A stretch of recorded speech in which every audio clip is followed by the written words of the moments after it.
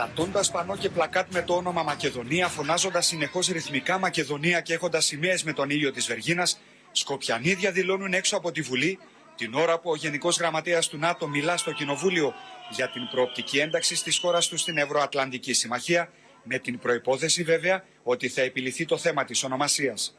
The political reasons to make problems to other people for their identity is disgrace. I'm Macedonian. My father was Macedonian. My grandfather was Macedonian. Οι διαδηλωτές αποδοκιμάζουν στελέχη της κυβέρνησης ΖΑΕ, φτάσσονται και κατά των διαπραγματεύσεων. Αδιάλακτοι ζητούν να μην κάνουν βήμα πίσω τα Σκόπια στο θέμα της ονομασίας. Of course, the Republic of Macedonia is not a danger for Republic of Greece. We are, as you can see, normal people. We want to live together. We live together on the same territories.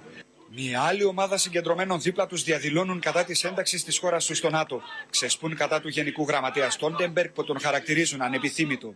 Macedonia! Our name is Macedonia! Yes, it is!